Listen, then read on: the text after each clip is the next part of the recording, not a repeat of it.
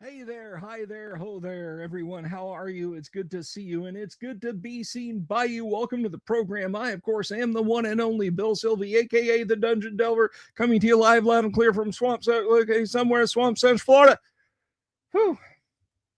Anyway, I'm glad everybody is here tonight. And those of you who are filing in, I see we've got some new faces. Gabrielle, good to see you. How are you? Let's see. You got Jack Neller. We got John Collins, Paladin Steve, Gabrielle. We got Advanced Fantasy Games, Dying Breed, Great Old Ones, Get Back in the Green Room, Azurus, Vosh Halen, Dave Mills, 7717. And I hope you guys are having an absolutely wonderful evening tonight. We are but hours from the guac. Well, 48 hours from the guac, but nonetheless, it's coming. The Great Underground Online Gaming Convention, she's about to happen. All right? The pot is boiling. It's almost time to put the pasta in, okay? So if you don't know what that is, well, tomorrow night we're gonna have a pre-launch get together right here on the channel. So you tune in tomorrow night. You be here, and I'll make it all work. I'll explain it all to you. The Great Underground Online Gaming Convention is a free, completely $0 to attend gaming convention organized by yours truly, the one and only. That's me. That's right. It's as organized as it can be considering the circumstances, and yeah, I'm looking forward to doing that. So do tune in tomorrow night if that sounds like something that you would find fun, because guys, I'm kicking off convention season this year. Okay, it's happening right here. You know, you got your Gen Cons, you got your game holes, you got your Gary Cons, and okay, Gary Con was before mine, shut up. But listen, no $3,000 hotel rooms, no rental cars, no waiting in line to hopefully score a silver ticket to sit at some celebrity's table. You can come right here and sit at a nobody's table. And isn't that what this is all about? So please check us out tomorrow night. And speaking of things convention related, boys and girls and boys, if you haven't already, how dare you? If you haven't already, then do me a favor. Click the subscribe button, click the bell icon for notifications to find out about all the cool stuff we do around here. Not just run my yap about conventions, but live plays like we've got coming up tonight. Guest interviews, similar to the panels that will be at the guac. Deep TTRPG dives, deep dives into TTRPG material. Stuff that you will not see anywhere else with the perspective and the clarity that I will bring it for you to enjoy, for you to be entertained and informed by. You click that subscribe button, you click the bell icon for notifications, and I'm going to let you look. This is this McDonald's secret menu. You know, the one where they'll cut your burger in half and give you a little extra mayonnaise for it. When this channel hits 10,000 subscriptions,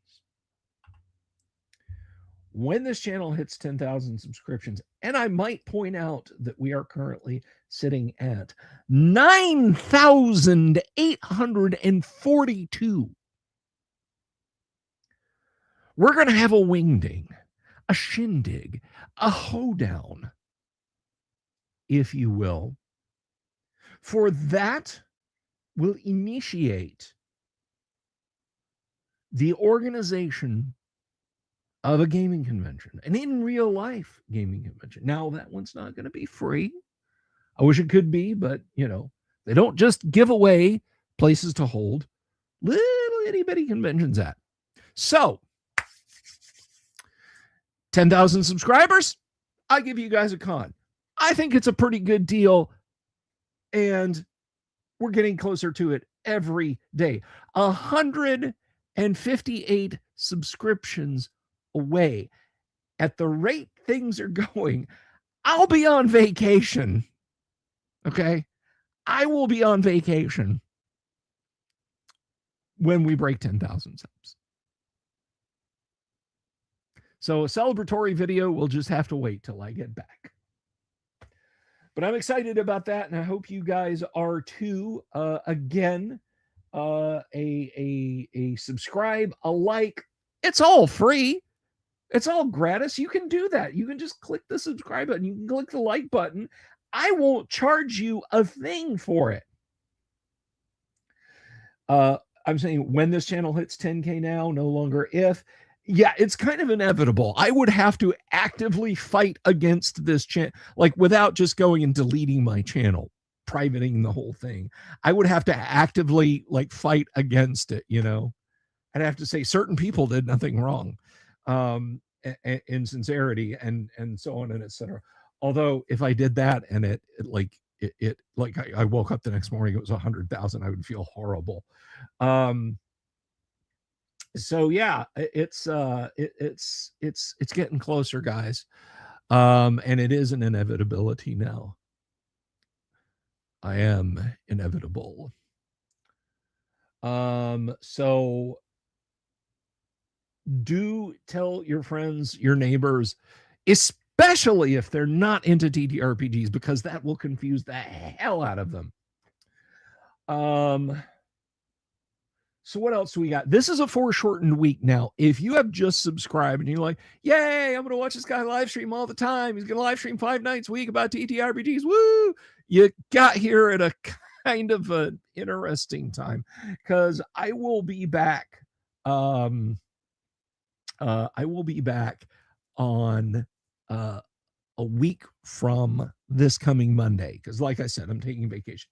And if you guys... hey, Darth Brooks, good to see you. If you guys, when it happens, I'll do that as. Gabriel, can we ask questions? Yes, and you can ask another. You can do that.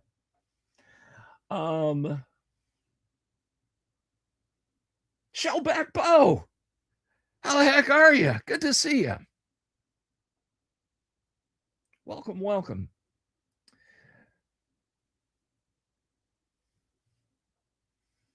Anyway, I forgot what I was going on about. Channel's cool. Subscribe to it.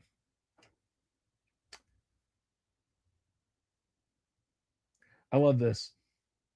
The government doesn't want you to know that you can like this channel or like this stream. You can just do it. I've liked it 42 times at home already. I love it. The government doesn't want you to know that you can just take those elves at the park. You can just do it. I've got 42 elves at home already. Lent is over, so you gave me up for Lent. You know what I gave up for Lent? Hope. Anyway, let's see. No, Gabriel had a question and asked if we can ask if you can ask questions. I'm glad you asked that question, because I will tell you folks, whether you're new to the channel or reiterate to those of you who have maybe forgotten this, guys, while we're playing, if you have a question about what we're doing, how we're doing it, I want this AD&D live play not just to entertain, but to inform and educate. If you have a question about what we're doing or how we're doing it, I absolutely want you to ask a question. If I don't answer it, one of the players in the stream may catch the question. Like, I may miss it because I run my mouth. And if I don't and they don't, somebody in the audience may catch your question for you and answer it. Because, folks, I have not just the best looking, but the smartest audience of any 5-night-a-week free TTRPG Game Con hosting live stream show on YouTube. And I'll kill on that hill. So, yes, I want you to ask, because we really play AD&D here. We really play all the TTRPGs that we have in our queue. Okay, it's not a case of, well, oh, you needed a 13 to hit and you rolled an 11, but DM bonus, you hit. Oh no, that damage didn't knock you down. You heroically stand up. Just like we said, just like's in my DM note. Guys, we actually play first edition AD&D here. We actually play the TTRPGs we do. And we don't have table reads. We don't have script writing sessions. We don't have rehearsals. We don't do story arcs or anything like that. The dice decide what happens. The dice decide what happens. So let me scroll down and see if I've got a question. Slade Wilson out there looking the toad. You wanted to ask, digital conventions are awesome for people who are loners, and I wonder whether voice chat is a must. Gabriel, so regarding voice chat, that's a good question about the guac. That is going to be up to individual game masters. I do not insist on it. If you can type real fast and the game master of the games that you're in is okay with that, that's fine, my brother or sister, whichever. Just clear it with them. Just say, hey, can I go no? I don't require a camera. Pretty much the only thing I require is an internet connection. I'm not going to bring a laptop to you and set you up with a Starlink so you can game. I can be good, but hey, Zane Daniel, how are you there? And I got a third time, I've got to ask you, hey, big man, let me hold $1. Zane and Dungeon Damsel got their now this is not the format you guys used, and I apologized. The Kickstarter, GoFundMe, no, not GoFundMe, Give Send Go. Damn it, what is it? I can't remember. They crowdfunded the Druscara campaign set and all that, and it was just going all day. And I hopped on their live stream. Thank you, Backer Kit. Thank you, Zane. I'm so sorry. It's almost like I've had 4 different things on my mind tonight. Anyway, Slade Wilson says, "Don't cut the cord." Very cryptic. But I did get a super here. Paying your fine for not being able to guac with me. Advanced Fantasy Games, you hurt my heart. But I understand. You'll be here next time. So anyway, I have flapped my gums long enough. We are proud to bring out tonight's stable of players, or unstable of players, as the case may be. This is a bunch of guys who've been gaming with us. One of them's an OG. I mean, literally, he was here when this was 4,800 baud dial-up, and we did this with ANSI characters on BT52 terminals. He is back. He is healed up. He is feeling better, at least well enough to join us. And I'm glad to welcome him to the stage of history. Everybody, put your hands together for a guy. He's got a YouTube channel you should absolutely check out. It's D and Disability. His name is Thayan Kyle, and he is Holder the Cleric. TK421, glad you're at your post. Thank you, sir. I can see again, and if I can see, I can play. Excellent, man. Excellent. I'm so glad to hear that. I'm very glad you're on the mend. And speaking of people who have YouTube channels round these parts, he's a partner of mine, a partner in crime all the time. On the Nerd Council of Doom. You can find him over at Yang Yan Zhao 4 right here on YouTube. Because if you want cutting edge talk to indie comics creators, comic creation legends, pop culture stuff, TTRPG stuff, fantastic drawing sessions, great guests and collabs, you cannot go wrong with this gent right here. Everybody, please welcome Yang Yan Zhao as Fingers the Thief. Yang. Good evening, everyone. How are you, my friend? I'm doing okay. Good. It's cold. It's cold. We got a little chill down here. Got down into the mid 60s today. I almost had to put on a windbreaker. If there weren't a computer between us, I would grab Fingers' dagger that I was saving for the leprechaun. Right on. All right. And speaking of people who have YouTube channels, this next cat has a channel you shouldn't miss. You can't miss. I'm going to recommend that you go subscribe to it also. You can find him at Great Old Ones channel right here on YouTube. Everybody, please welcome Great Old Ones as Faldarinth the Ranger. Good evening, Bill. How are you doing this evening? I'm doing all right, man. Listen, it's racked in the queue, so you're gonna have to keep an eye on the YouTube shorts as they come out. But I actually did a YouTube short about MERP and Rollmaster today. Oh, awesome! I'll definitely have to watch that one. It's gonna pop up in a few days, but I will send you. You know what? I'll hook you up. I'll give you a little sneak preview of it. Because you folks, did you know that Iron Crown Enterprises released some first edition AD&D conversion stuff for Rollmaster and MERP? Yes, we knew that. Yeah, that's right. But anyway, so it's good to see you here, man. It's great to see you. Good to be seen. All right. And last but not least, Zane says he cannot. I will type that in the chat. That's a mouthful. That is at Yang Yan. There you go, buddy. Thank you. And last but not least, the man who has vowed to get banned from the in real life gaming con faster than anyone else for a display of public drunkenness. He has no YouTube channel. He needs no YouTube channel. His presence cannot be contained within TCP/IP packets, except those which I specially brew in my alchemical fiber optic cable modem. Everybody, please welcome Gonzalo Lira's bar tab as Paul the Fighter. Greetings, sir. Greetings, everybody.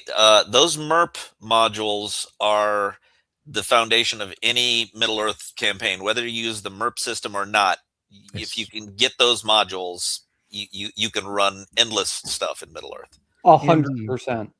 And they are. I was flipping through the PDF of Bree today. Fantastic book, absolutely fantastic book.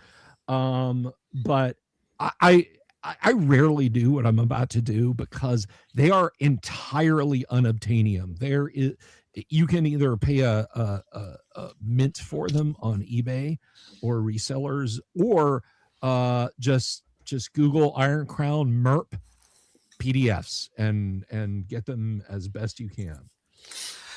Oh, don't you have a copy?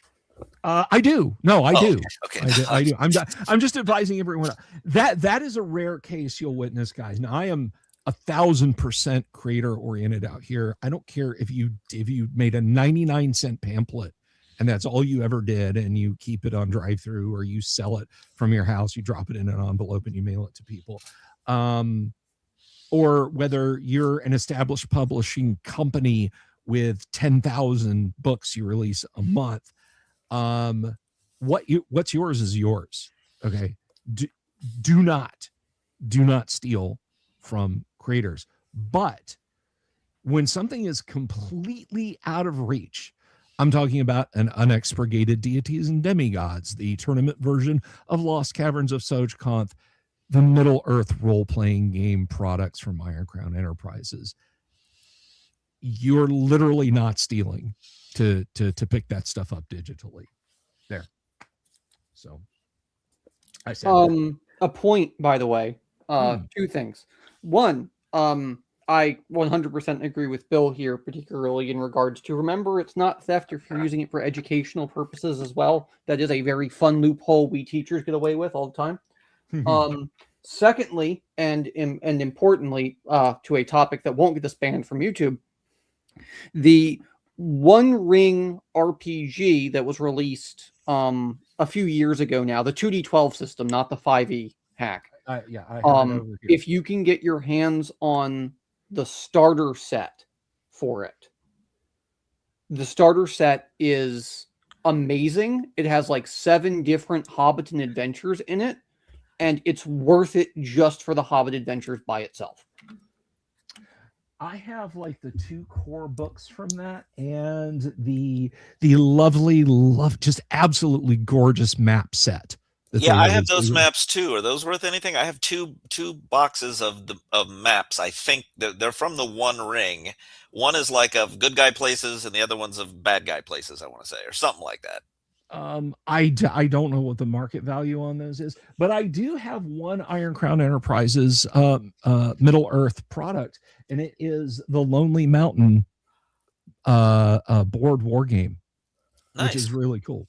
It's really cool. Has a little tiny light role play part to it, but it's a bit like super advanced dungeon. It is a bear to set up, and the whole game can end like one turn into the game if Smaug awakes. But you heard it here, folks. Bill is going to play that game in the guac. No, if I start setting it up for this guac, it'll be ready for the next one. Okay. All right.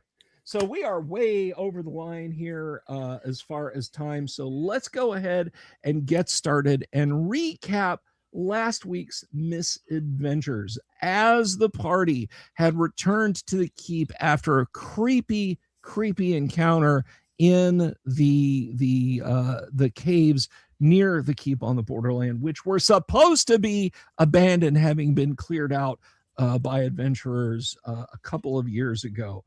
You rested, you healed. Now, during this time, Holder was he was out doing missionary work, basically, going from farmstead to farmstead and smaller hamlets to the west, visiting other clerics of Celestine on the road and that sort of thing. But while all that was going on and negotiations were taking place and people were training, Paul the Fighter picked up a rather curious nervousness. And late in the evening, after the party had fended off an attack of giant rats that had burrowed into the keep, Paul ran to the inner bailey and begged to see the castellan. He was given comfortable, safe accommodations for the evening, so he could perhaps be in a better state of mind should he need to talk to the castellan. Yes, nervousness. He was he was suffering from a mild bout of hysteria, as they would say, up to like the 1950s. So Paul has been resting, sleeping, rough but comfortably. It's no worse than some of the flops you've stayed in before. In the watchtower, the main watchtower of the keep. Fingers, Falderenth, Crinnet, Elderweg, and Roy are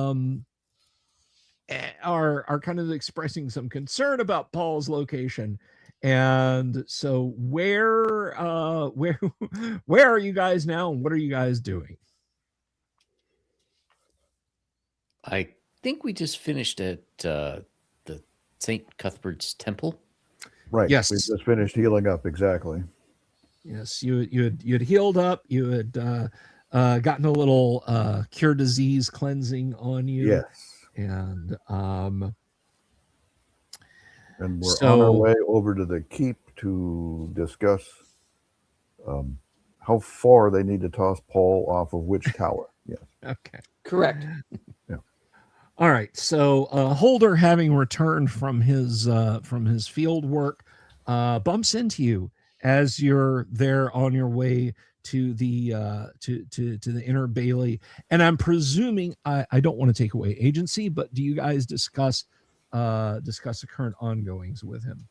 Oh, absolutely. Oh yeah. Okay. All right. So Paul, you've gotten a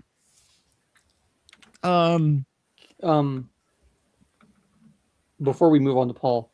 Okay. Yes. Can the player Thayan get a 30-second recap of the followings you're just discussing? Because the past 2 weeks have been hell. I understand. Not to worry. Not to worry. Hey, it's real D&D, folks. You know, sometimes players have issues that take them out of the games, and we got to catch them up. Quickly, the party went back to the caves. Encountered. Were you here for the succubus encounter? I was here for part A, not part B. I did note the XP for the succubus encounter on my sheet. That was the last thing I did. All right. Yeah. She got put paid, as the case may be. The party explored the Temple of Evil Chaos a bit, dealt with some zombies that were like way tougher than it seemed like zombies should be, but eventually managed to bring them down. And then they found some gems that were secured in a throne in the Temple of Evil Chaos. Stole those, got the hell out of there, with Roy basically cleansing the Temple of Evil Chaos with a single fireball spell as you all pulled back away from it. You returned to the keep. There was training. Falderenth had been laid low.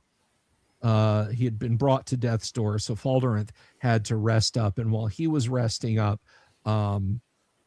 others were able to train and so on. And then Falderenth, when he got back on his feet, he was able to get to get his training in. And then as you guys were discussing what to do, and Roy was losing money in the one-armed bandit located in the Travelers Inn, Paul started acting very peculiarly. So to humor him, the party went on a walk in the nighttime environs of the keep, and lo and behold, there was a small incursion of giant rats that the party dealt with handily. This upset Paul somewhat. Paul insisted that they had gotten into the keep, and so immediately wanted to talk to the Castellan. So he ran over to the Inner Bailey, made a most logical argument for needing to see the Castellan late at night, and was escorted to a waiting place where he could wait. So it sounds like I'm going to cast Dispel Magic and remove Curse on him. In that order. That's it. That's entirely up to you. So other than that, it's situation normal. Okay. I can presume that I can spend the 50 gold to buy 2 more flasks of holy water then to compensate for the ones I've used. And against, because you said I was throwing holy water against the succubus. That was one of the last notes. So yes. You had hurled and missed, and then hurled and struck, and boy was she mad. But getting 50, getting 2 vials of holy water is absolutely okay. So okay, perfectly okay. All right. Well, thanks for the recap there, Bill. You're quite welcome. Great Old One said, "How many is a Brazilian? It's 1,000 mazillion." All right. So, unless you guys insist on getting your friend out of the Inner Bailey there, and I should point out, like, he's not in stocks. He's not he. You don't think he's been chained up or anything like that. But yeah. So. Well, that's too bad. Yeah. That wouldn't cost extra. He seems to be exhibiting madness. Icy baths every 5 minutes until he becomes sane again. So, we could heat a copper ring and put it on his head like they did to what was it? Philip the Fair, I think. Not sure. I was just thinking having the Castellan, if he knows shocking grasp, just grab the top of his head, give him a little jolt, just brap. All right. So are you guys going over there tonight? Are you going to go in the morning? How are you going to proceed? I'd say let him sleep it off. Okay. Paul, morning comes and there is a rap on the door of the chamber you're resting in. Paul is pensive and embarrassed and just lays there and says, "Yeah." You hear a bar being drawn back, and there's the same friendly sergeant. He's standing there. There's a couple of keep men at arms. Also, they don't have poignards or swords or anything like that. Just oh, hey, John Collins, thank you very much. A little celebratory little ding-a-ling for the donation box. Thank you, John Collins. I appreciate that. Yeah, he's standing there. He's got a tin pitcher in one hand and a loaf of bread in the other. Says, good morning to you, sir. And how are we feeling today? I'm fine. Excellent. That's good, sir. That's good. Since you were our guest and I was your host, here, break your fast. And if you're feeling well enough, then I think it might be a fine day to stroll around the grounds of the keep, get some fresh air in your lungs, get some sunshine on your face. Best thing in the world for you after a bit of a busy evening, sir. I thank him. Go ahead. Sets the pitcher down, puts the loaf on top of it. He leaves. They do not close the door, by the way. Okay. You can tell the two guardsmen are standing on either side of the door, but they don't close it and bar it again. I'm not in the same state that I was before. Okay. So I'll have a breakfast. They're being completely charitable towards me when they could be in the wrong place. This could be a completely different encounter. Yeah, City of Greyhawk, right to the lock holes with him. Roll up Yeah. a new character, Gonzalo. So I will eat, and when if no one comes when I'm done eating, I'll get up and come to the door and ask if I may leave. This isn't the keep. This is The Bailey. the Bailey. Ask if I can return to the keep area. Oh yes, sir. Right away, sir. We were told to escort you down. A man of your bearing, sir. Absolutely. You've done it. You've done a great service for the keep, sir. Well, I'm sorry if I caused you any trouble. Oh no, not at all, sir. I was told to ask, do you need to use the jakes, sir, before you leave? I'm sorry. The what? The jakes, sir. Have a slash. Does Paul know what this means? You mean pee, urinate? Yeah. Okay. Yeah. Okay. No, I mean, I think I can make it back to the to the inn. I'll be fine. Very good, sir.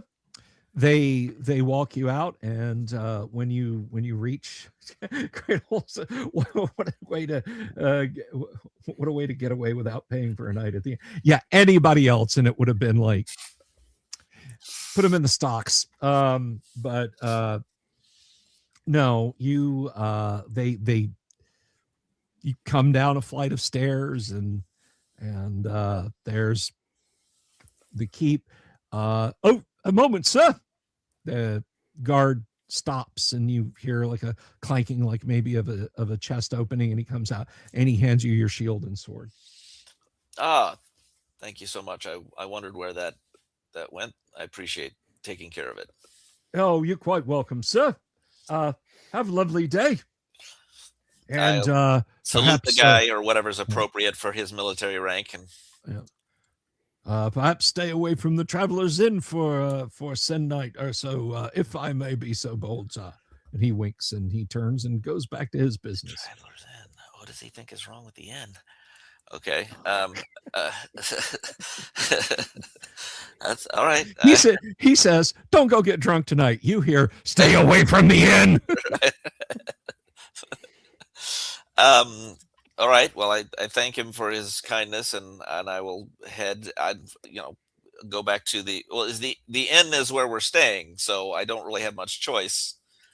The inn or apartments? Did Holder have an apartment there? I have the strangest sense that Holder had an apartment here. No, I think that was Doomsword had an apartment. Oh, that's right. Okay. The rest of us were doing. I want to say the common room at the inn.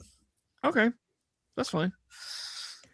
I mean, you guys have the gold for private rooms. No, I know. Sure. I mean, for now we have it, but that's how you get back and can't level because you don't have enough coin to level.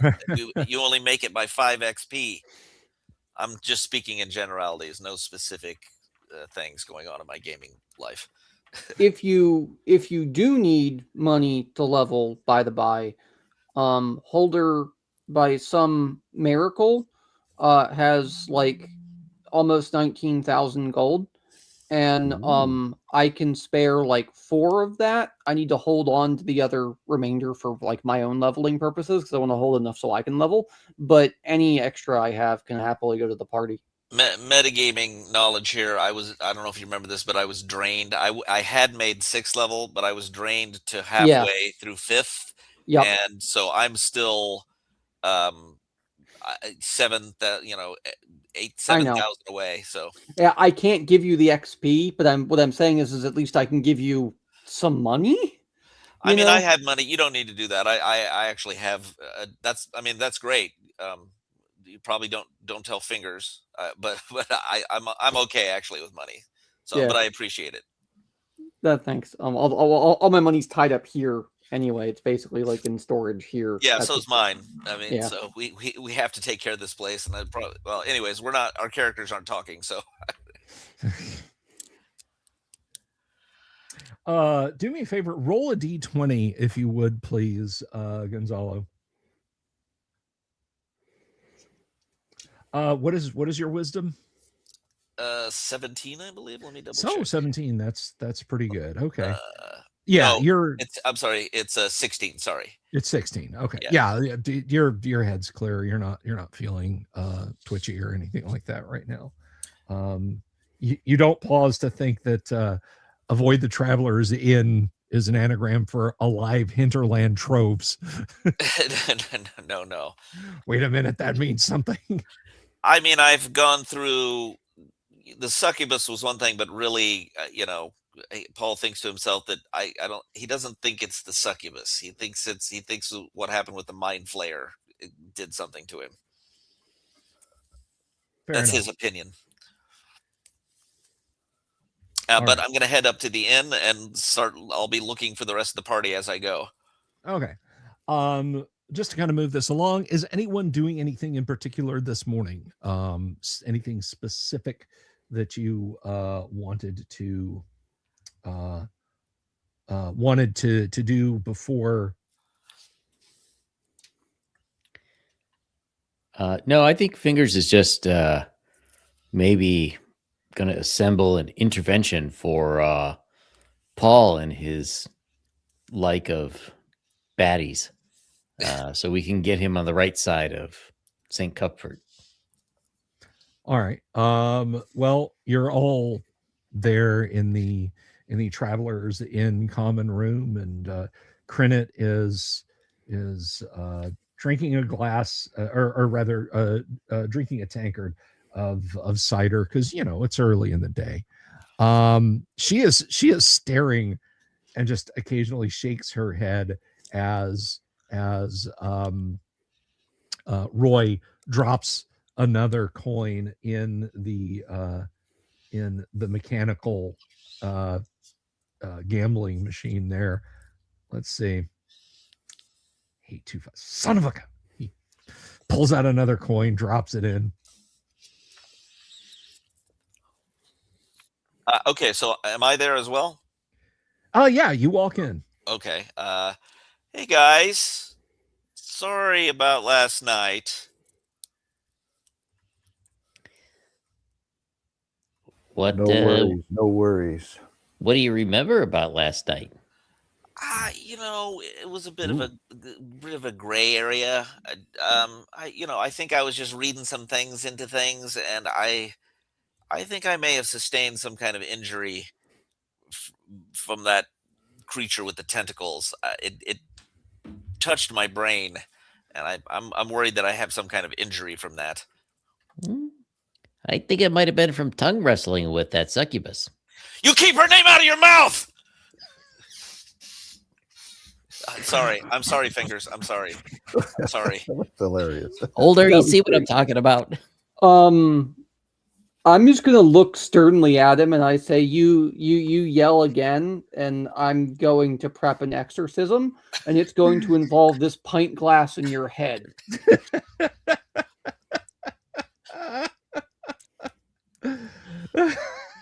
You guys are dicks anyways. I'm gonna go get a beer. The only person in the bar who does not stop and slowly look at Paul is Roy. Oh, 552. Is that anything? It's 2 5s. It's got to be something. Nope. He so yeah, the wheels are turning. He's like, plum, orange.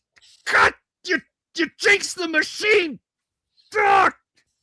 He's pointing accusingly at Paul. Stop throwing your money away. If you want to throw your money away, buy me a beer. 886. 668. 886 doesn't it? I don't have a problem. He has a problem. Crown, cherries. That's something, right?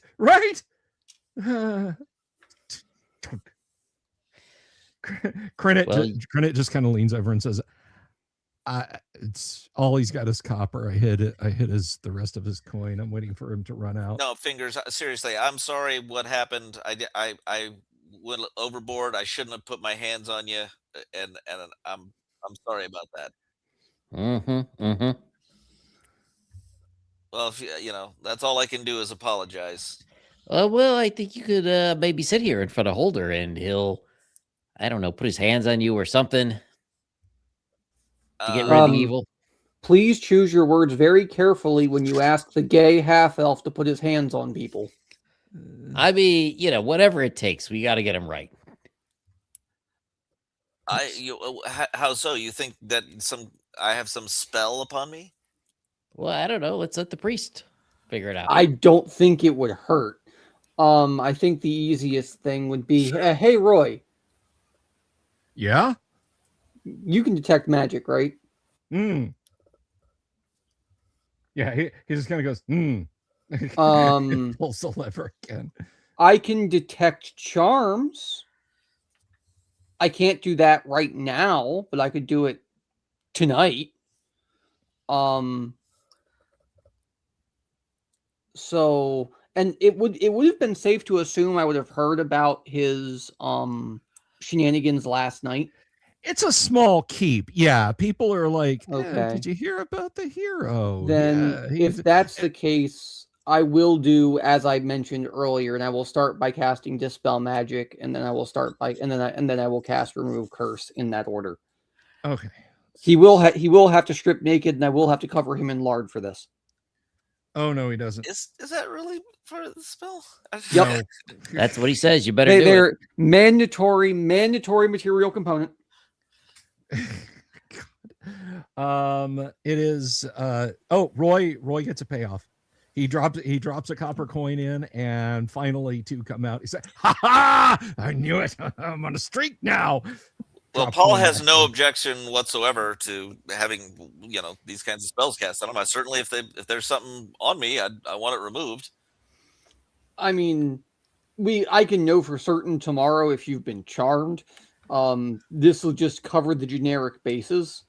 If it's something like lycanthropy, as an example, like Dispel Magic plus that's cure disease and remove curse. I'm telling you, I think it was the tentacle person, the mind flayer. I think it did something to my brain, and I just had a reaction. But that's what do I know? I could prep an exorcism. I mean, I feel like I would be. Wouldn't I be resisting you casting spells on me more if I was possessed? You're the one who's gone down this avenue. What Paul does is entirely up to you. No, I'm saying this to Holder. Paul is saying that to Holder. Well, that depends on if you actually thought there'd be a chance that it would work. Because if it's a psionic in nature, my spells aren't going to do a Tinker's Dam. I don't know what that is, but I mean, I couldn't care less. Anything you think you need to cast to fix this, I'm totally up for letting you do it. Sure. I take it neither Dispel Magic nor Remove Curse have any impact on his cognitive function. That is correct. I figured as much. Okay. Well, at least I've made a nice show of it from the bar. And I guess I'll dejectedly put my tub of lard down. It's I'm telling you, I'm feeling a lot better today. I think as long as I don't get my bell rung too badly in the future, which will almost certainly happen, I'll probably be fine. I've sometimes you get hit by things. You sustain lingering effects for things in combat. It's not always something that's obvious.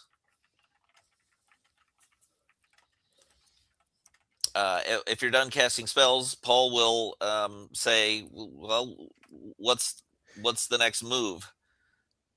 Okay. Now, did Holder cast a Dispel Magic on him? Yes. Okay. I would have, of course, once again, part of me saying, strip was also for the benefit of his magic items. All right. Roll percentile dice, please. Absolutely. Let me get DDD. Shouldn't the GM roll this? No, I'm going to let him roll it. Just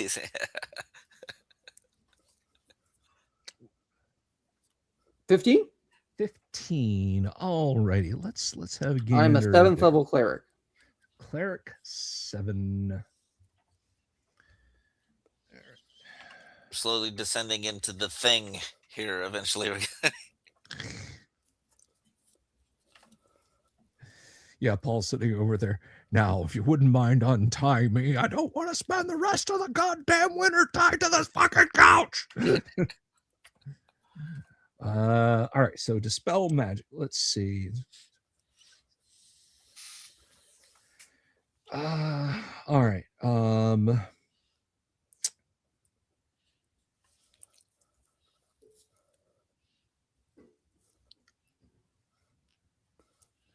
right. Paul, you feel a you feel different. You feel slightly different when you're hit with that dispel magic. Okay.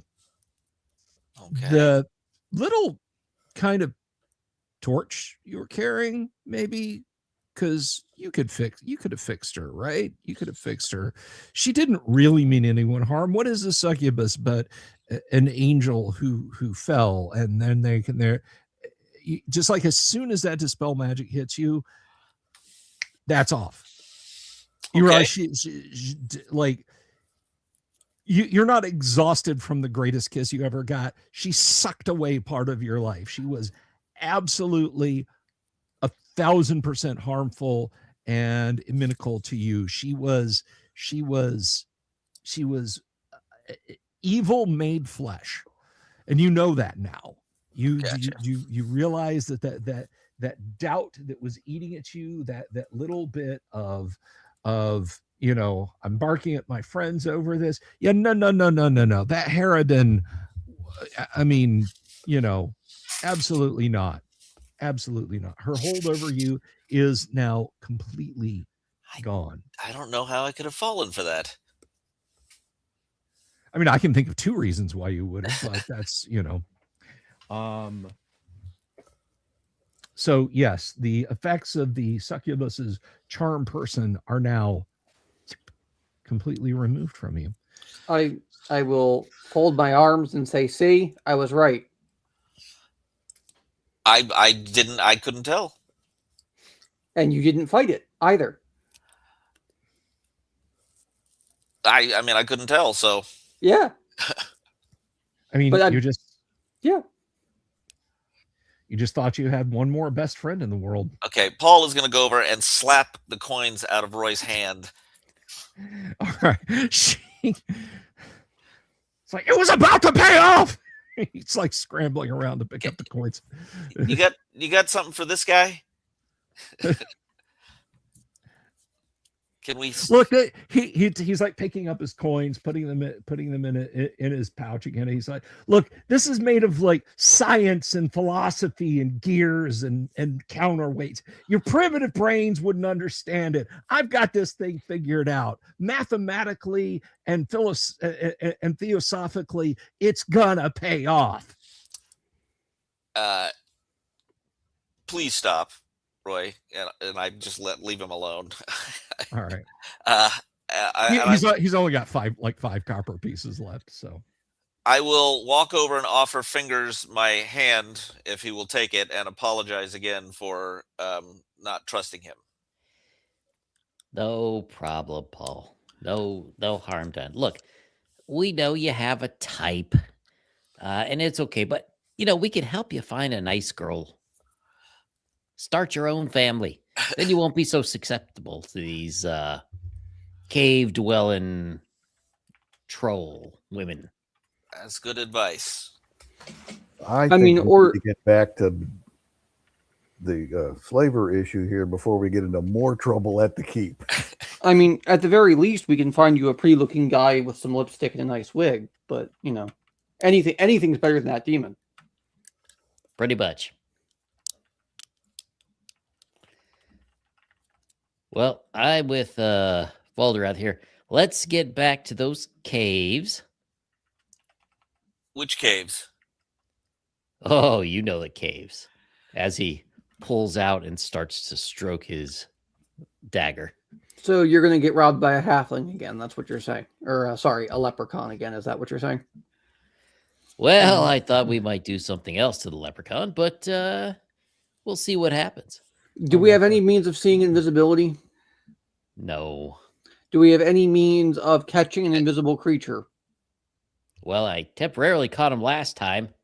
I should have just killed him instead of handing him over to you guys. Is there any chance we can get our hands on a nice, fine wire mesh net? Something like chicken wire.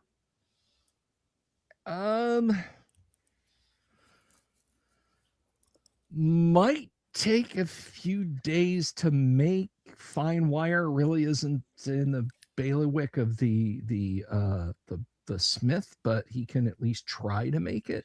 Yeah, it's not an easy thing to make with medieval tools. Well, if we can't see the leprechaun, I'm not sure. I mean, he seems to be nicely situated to avoid us unless we can figure out some way to detect him.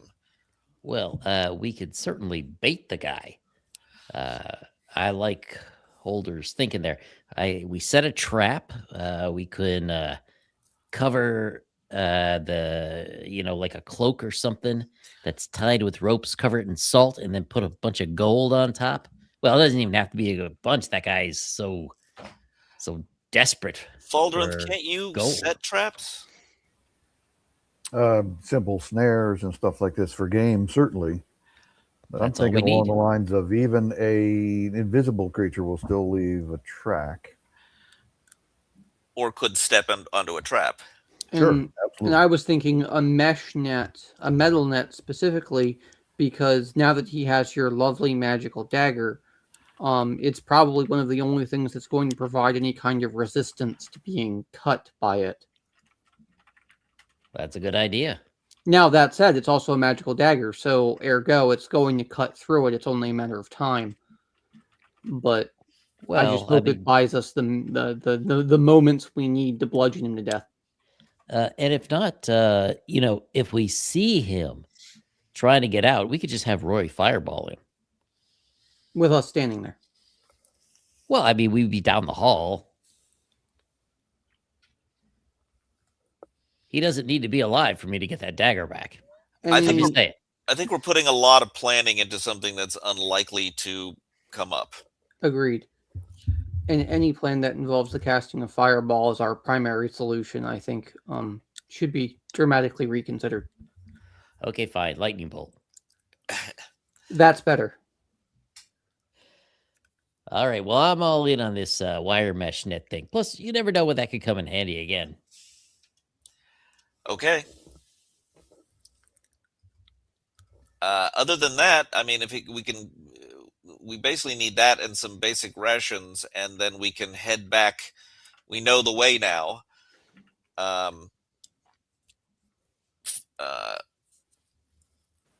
We might even. What's that, Faldorinth? I said yes, absolutely. We might even. Maybe we'll get lucky and see the. What was the creature that we saw there? The intelligent creature that with the wings. Leo, the Androsphinx? Yes, yeah, the Androsphinx. Maybe we'll run across him again, and he'll have some information. You never know. Have you guys refilled your oil? I believe I have. I've got 2 flats plus an oil lantern myself. I have 4 flasks of oil. I have 4. I'm going to up it to 6 and pay the coin for that here. We have 1 tube, as the Irish would say, of continual light. We have 1 pot. Do we want another continual light source just for somebody else to have whilst we're in town and I'm not doing anything? I don't see one on my sheet. Fingers has none of that, but he will pick up some oil or a thing if the rest of you guys want him to.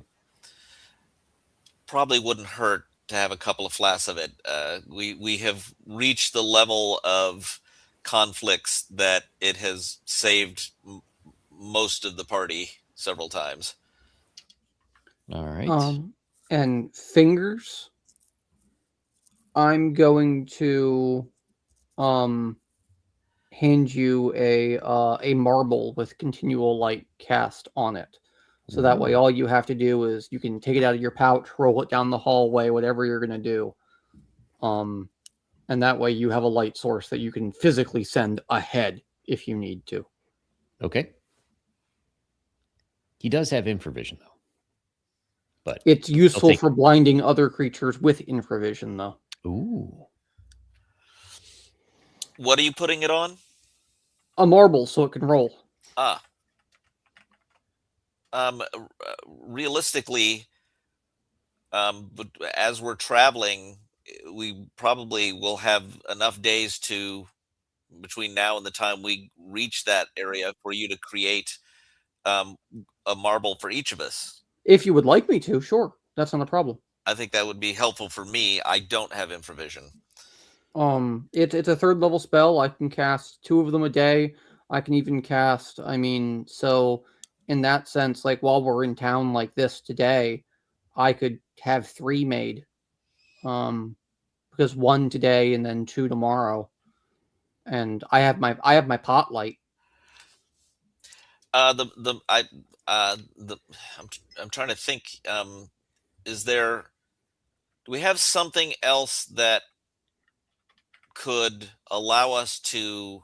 Now that a marble is a great idea. Let's do that. I think the marble is good for Falderanth because Fingers, because he can roll it, right? He can send it where he needs to.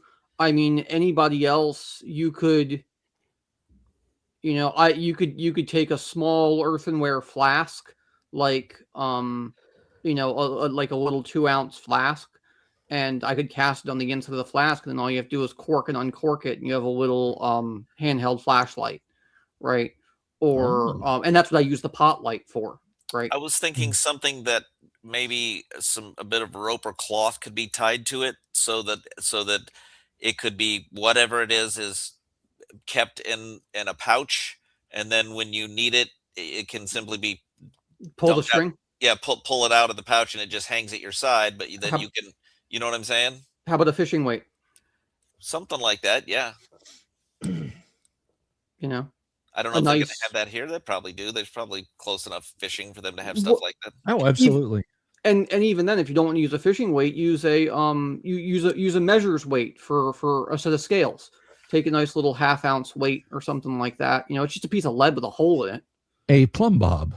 You got it. Yeah. That works just fine. Sure, and then that way,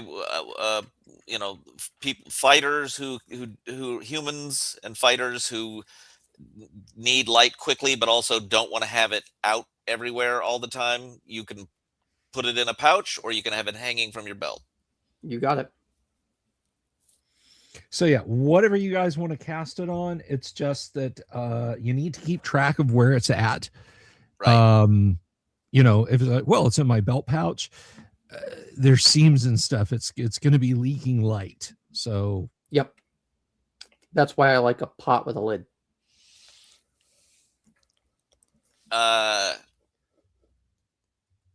Okay. Can I? What I'll do then is I'll buy a water skin, and I will turn that into a pouch, and I'll pay the money to have someone. So it's a little heavier thing that is not as porous as some other things to use for the container for the weight. Does that have any effect? I'll test that out while we're here, since the topic came up. Sure. A water skin is literally, it's just a corked bladder. It's got a ring of metal or bone that a cork stopper fits in, and it is designed to not leak at all. So yeah, here you go. The hand you one, you put whatever you want in there. Lord. Right. What was the thing you guys said? Plumb bob? Yeah, a plumb bob, a pendulum, a fishing weight. Take what you want. They're going to be a copper piece. You're paying for a bit of lead and string. A rock that you worry a hole in over the course of the afternoon with a nail. That'll, You got it.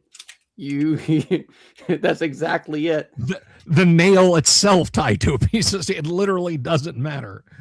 Got it. And it's Hell, tied. take a silver piece and just, or even a copper piece. And Well, it has to be pass able it to on have that. something tied to it. As you punch a hole in the coin. Yeah. Yep. Anyways, I got it on my notes. All right. So you can all set yourselves up with these portable light sources as you need them. As pointed out, though, it does spoil infravision, and that does include the person holding it. So if you break that out, you're basically holding a little piece of magical sunlight, and your infravision is knackered. I'm looking at my character sheet. I don't seem to have infravision. No, good. but I was referring to fingers. They're not me, so ergo, not my problem. Right. That sounds more like a rest of the party issue. Yeah.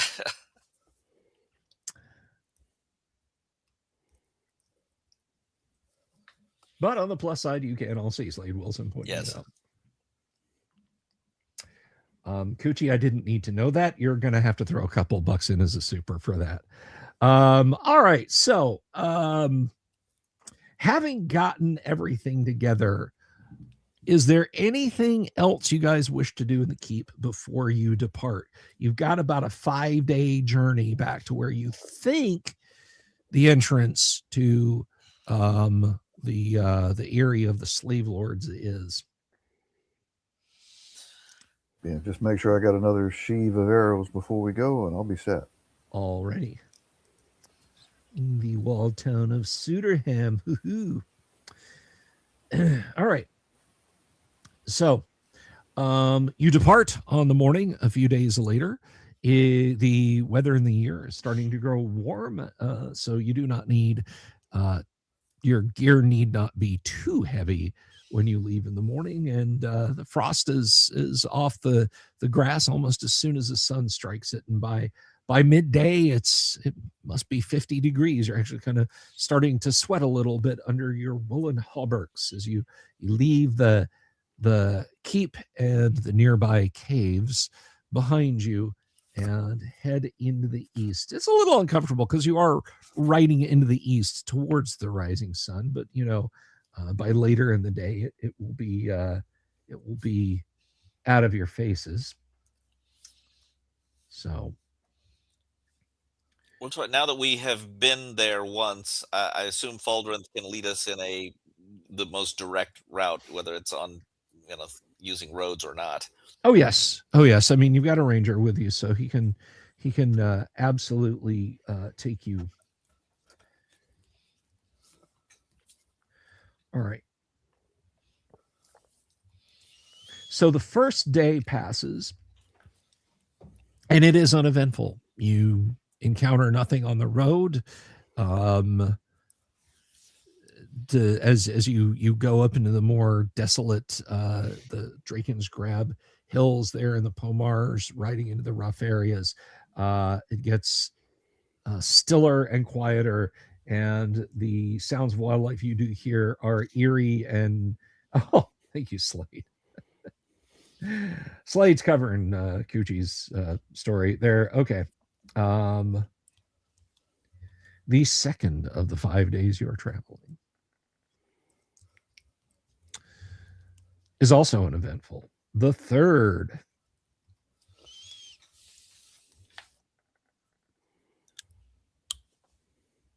Good Lord.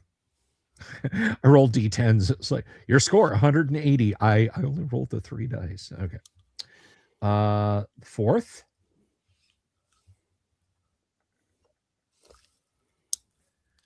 It is a miserable land. Nothing on the fourth. In the last day, as you approach the steep hills, let's see. Whoops, didn't mean to roll those in the clear, but it doesn't matter because your journey there was entirely uneventful. And you find yourself once again facing these steep cliff hills there that wind upwards towards what must be the entry into the area of the slave lords once again. So What do adventurers? Well, have we determined that the salt covered chamber is the only way in here, or do we think that there are other avenues to explore? Have we explored every other obvious place before going back to that place? Every other tunnel that you explored curved back outside. So Okay. there was only the one that went inward. Okay. We don't want a repeat of the slow effect, right? Um, and I think that the bark or whatever on the ground is useful somehow to us, whether we have to use it as a scoop or stand on it or do something with it. I think that bark is the key to it. I don't know why we didn't pay it closer attention last time we were here, but I've been thinking about it. I will point out that we did encounter that leprechaun before we got to the salt room. Just saying. You're right. And hopefully we encounter him and you get your dagger back. On the off chance we don't, I was just wanted to discuss that room before we went charging in there. Roy, do you have fireballs? Roy said, "Well, I memorized lightning bolt spells actually." Did we kill all of those piercers? We don't know. No, Well, I don't think so. how many did we kill? Does anybody recall? I don't think we killed any. Look, I just I threw and ran. Valid. We were pretty busted up. Yeah, I think that is something we have to be concerned with. They'll likely be there. I don't know. Fireball would be a better spell for that room, but if I remember correctly, it's like a very large room. Like you can't fill the room up with a fireball. Oh no. I mean, hell, we'd probably be safe standing on one side of the room if I popped one in there. Crazy idea. Do you have sleep prepared? Oh, that's a fine question.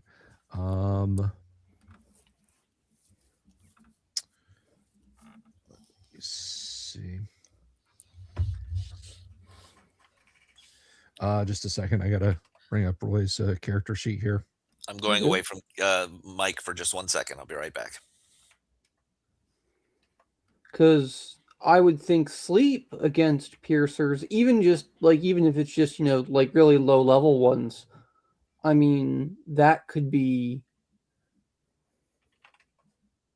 huge, I don't know how strong they are, but I can't imagine they're strong enough to resist sleep.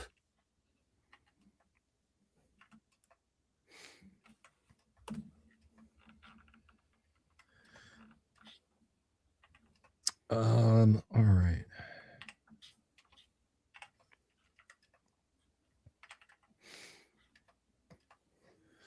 Okay, so Roy says, yeah,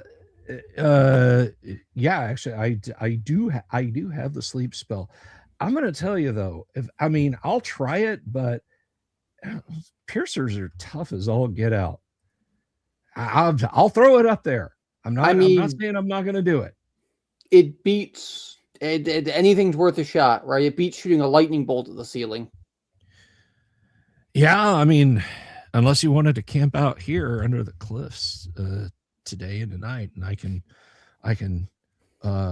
let the formulas go and study fireball. Nah, not yet.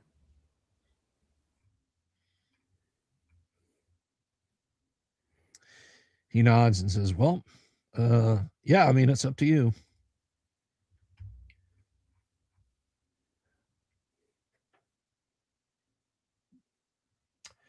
All right, so you guys sailing the side of the cliff now.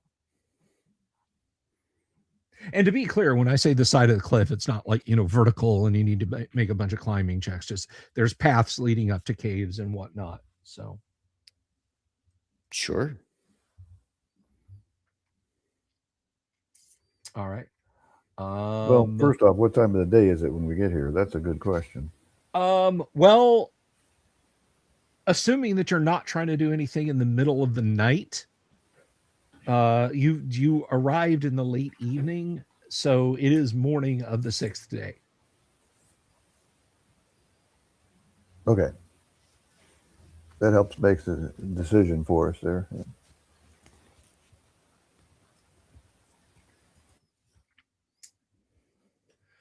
Alrighty.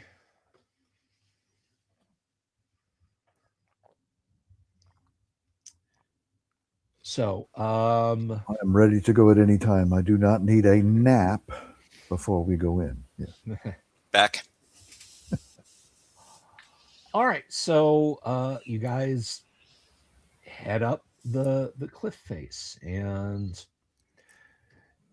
nobody specified they were mapping, so you have 4 entrances, left to right.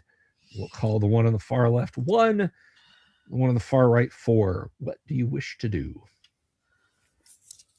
Ooh, I have slept since then. I can't remember which one it was. I thought you said you were mapping, Ranger. I mapped once we got in.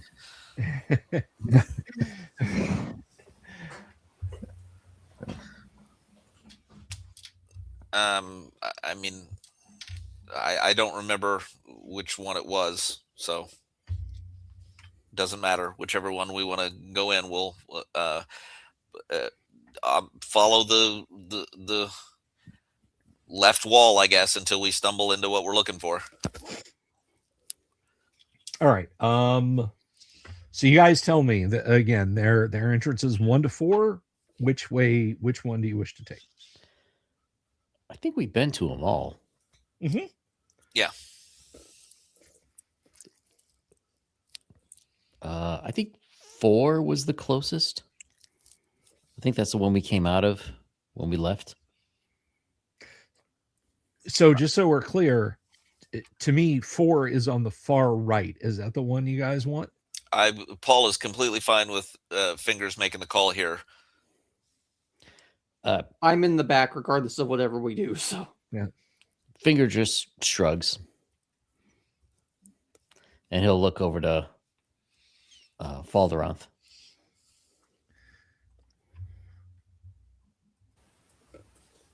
Any one is as good as the other. Even if we go into the wrong one, it'll just bring us back out. yeah. Okay, well, Paul just is going to head in, and since Fingers was talking about going on the one on the far right, he'll go in the one on the far right because he has no better idea, and he'll ask Crinit to join him up front, and we'll head in prepared for battle. All right, so Crinit stands shoulder to shoulder with you. The cave opening is 10 feet wide and roughly 10 feet high. Dips down a little bit here and there, raises up a little bit elsewhere, but it all works out in the average. And you guys begin marching down the hall. It goes straight back into the darkness. Now, question for the Dungeon Master's clarification. Did you guys make light sources for every party member, NPCs included? Every PC, not NPC. Okay.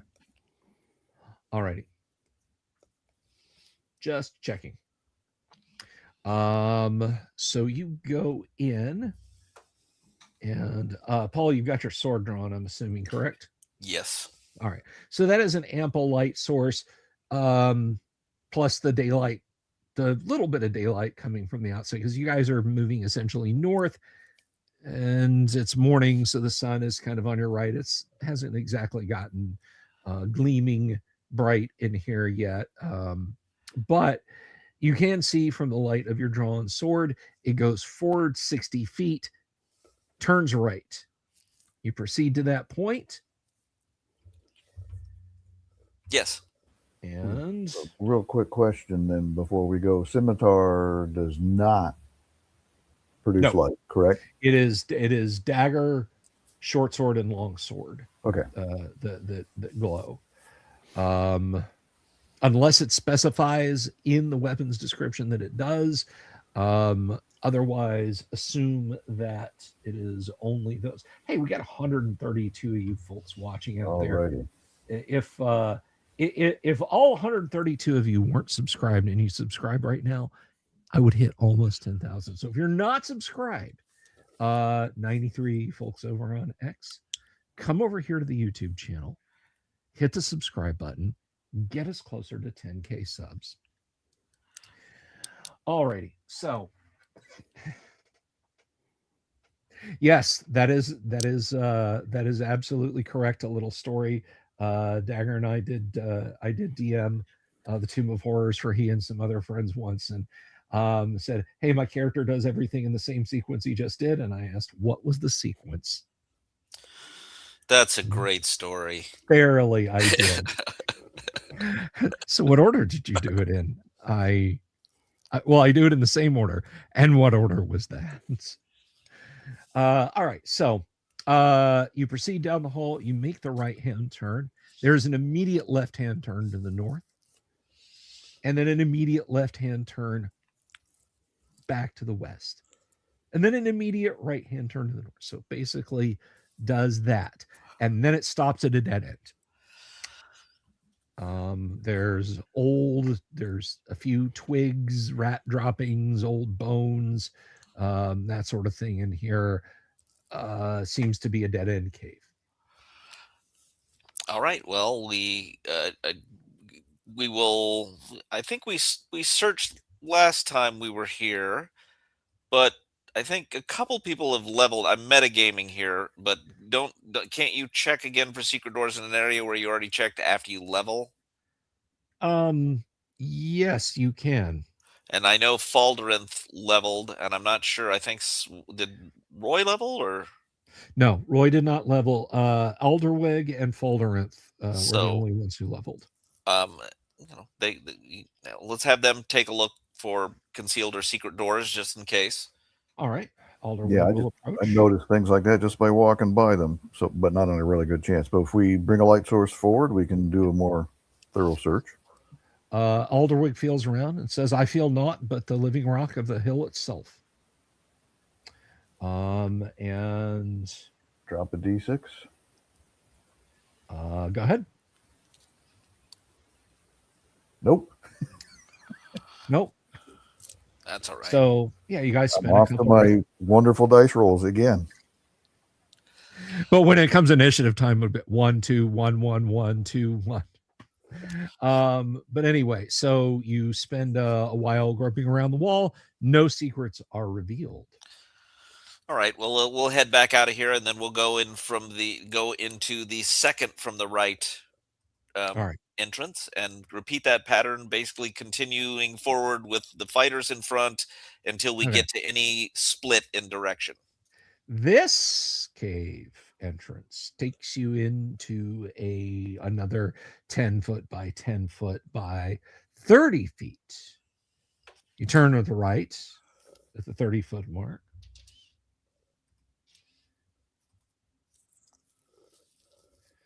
And looking to the north as you make that turn, you can see that there's a branch to the right about 30 feet up, but it also continues on into the distance. There is a passage to the left, perhaps 60 feet down, and it looks like it continues on to the north. So do you want to go forward and turn right, or do you want to go all the way straight ahead, or do you want to go forward and turn left? Let's stick to the right-hand side. That's what we've been doing with the cave entrances. Right. So we'll just go follow the right-hand wall. Okay.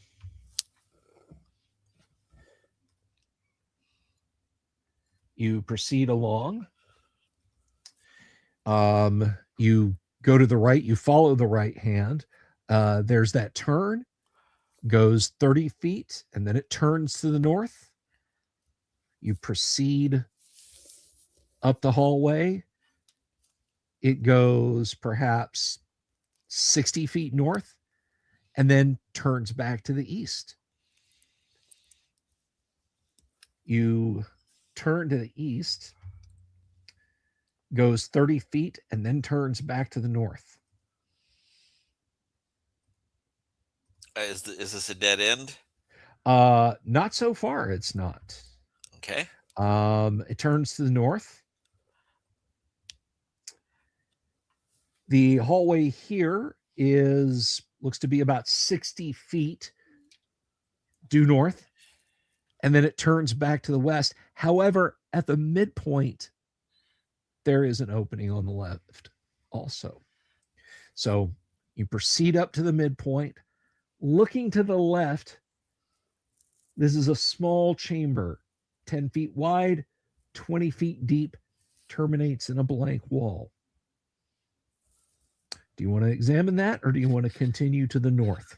We're looking for a hallway that ends in a door, is my memory. Do you guys agree with that memory? Because that is where there was a trap door Affirmative. Yeah. Right. on the other side of something, and I don't think this room is it. This little room here. I don't see any reason to go in here. All right. You continue for 30 feet. You turn left. You are looking down the hallway. It's approximately 60 feet. Again, just at the limits of your light sources. And that at the end of it, it looks like it forms a T intersection. You can go north and south. No, Dagger 4192. This is not Tomb of Horrors. No, this is not Tomb of Horrors. You Thank got to you for scramble. bringing that up, though. Thank you for hanging out with us, Gabriel. Tune in tomorrow if you want to know about the convention. All right, so This might match up to what I have on my map here. all right, so you proceed down that hall. You come to the end of it. Again, it's a T intersection. You can turn right. I'm guessing you're continuing to the right to follow right-hand side, correct? Yes.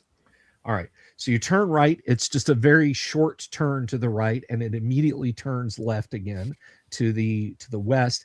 This opens into a chamber that is 50 feet on the side. It 50 has feet an by 50 feet. Yep, I got it. opening in the south. Piled in the corner are these large pieces of bark, big enough for a person or two halflings, or four gnomes, or an elf and one halfling, to ride on. Surfboards. Here we go. Yeah. Yeah, a little bit more toboggan like. They're a little bit wider, but We will. So I'm sorry. Go ahead. no, I was just going to say. So that is the layout of the room. I don't remember there being any. Wait, are there stalactites in here? No, that was You're right on. later. Okay, so then I don't know. Fingers, do you want to? I don't know if we walked over in that area of this room before, or we just walked past those things last time. Did we inspect those things last time? I think we walked past them. Okay. Do you mind checking the area out? Sure. Fingers will go over and he'll check for traps, make sure that they're not Okay. booby trapped or whatever. Okay, they are not trapped. They're piled up. You notice that the front edge of them is curled up slightly, and on the bottom, there are deep scratches on the bottom, and jammed in the scratches are large crystals of a white crumbling substance. Well, it looks like they are sleds. Yeah. He'll take one over. All right. Everybody grab one. Can we get? Yeah, everybody grab as many as we can carry. Okay, Sure. You've all got them. So I'm assuming I'm going to have to shoulder my shield or put it on my back while I carry this like under my left arm. And then we will. I don't see any other way to carry these unless one. How heavy are these things? Like, can one person carry them all, or they're not heavy. They're Oh. maybe as heavy as a like a light saddle, if that. Okay. They're more bulky than heavy. Gotcha. All right. Everybody has to carry their own. All right. And then now where does your map say to go? By the way, I just want to pause. Agile Monk, thank you so much for the 5 gifted memberships. God bless you. Thank you very, very much. What I wrote down was exit in the south wall, 20 foot turns west, south turn, and that's when we had an encounter, which I believe was the leprechaun. And that was not the right No. Then we direction. went back north, west 10 foot, north 10 foot, east 10 foot, north door. Pit before the door. Yes. So can you guide us back there based on where we are now, do you think? If I wrote it down correctly. Is the stalactite room between us and that point? No, that was further in than I recall. Okay. Well then, fighters up front, and let's find it. Unless we have something else to do here. Doesn't sound like it. So let's head there. You can tell us which way to go. All right. So all of you dragging these or carrying these, you head south. There's an immediate right turn to the west and a 50-foot corridor run, which ends in a T intersection. You've got on the right that goes north, on the left that goes south. The south run goes about 30 feet and looks like it turns back to the east. The north run goes 30 feet and looks like it turns to the west. North Which or way? south, guys? Falderenth, which way? That doesn't sound like what I wrote down. North. All right, you're going north. Yeah. So you go to the turn, turns left, goes 10 feet, then turns back to the north, goes 30 feet. No, Okay. 30 feet. 30 feet. Then turns back to the east, 10 feet. And then when you turn and look to the north, you're in a hallway that runs about 80 feet. And at the far end of it, there is a door. All righty. Good so job. I wrote north 30 or north 10. It should have been north 30. Got it.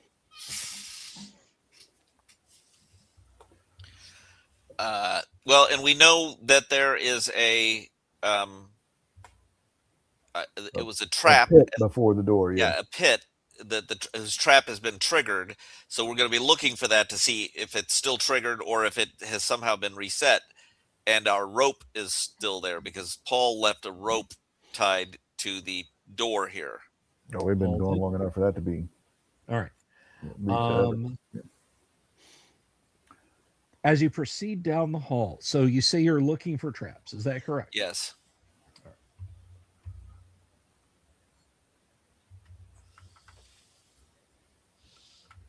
Where is my...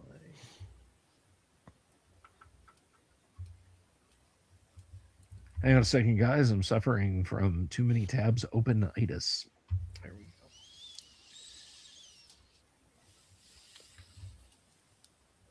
The first step in avoiding a trap, Paul Muad'Dib, is knowing that there's one there. All right. Oh, yeah.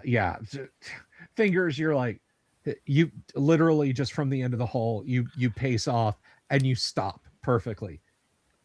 And it's right in front of you. You know you can see the seam along the floor. That trap is right there.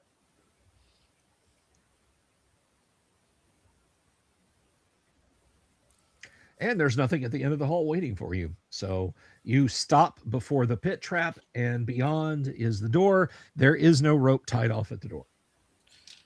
Great. Rope thieves, the worst. Off-grid gamer, good to see you. Hello. Luckily, I did buy another rope, so. All right. I don't know who else has one, but first, Fingers, can we trigger this trap without getting hurt? I believe that we can. I mean, this is the way down that we know, and we don't want to open that door on the other side of this. If I remember right, the door didn't actually open. It was like a decoy for you to go running up, and Yeah. Right, but I thought by pulling that door, that's what opened the. that's what activated the trap. Yeah. But you got hurt though, didn't you? Didn't something come slamming out of the door? I've slept since then. That sounds. I mean, that sounds vaguely familiar. You can always check it for traps again. Yeah, I'll do that. He'll go and check it for traps. Well, you can't get to the door without walking across the. I mean, Yeah. you can't get to the door without walking over this thing. So, can he climb? We're in a cave. Can he climb on the walls? Give me a climb walls. Percentile die says you are climbing over the pit, and because that's the big one, is do you fall when you're climbing over the pit? So go ahead and give me a percentile dice roll. Easily. Your nimble little fingers find a purchase in the wall, and you crab your way over there. You walk to the door, and it's in front of you. What do you wish to do at the door? He will check for traps to make sure that he won't get hurt. Yeah, you don't find any traps on it. there's a trap. Yeah, this is usually the part where he gets poisoned. He'll okay, guys, looks good. You know what?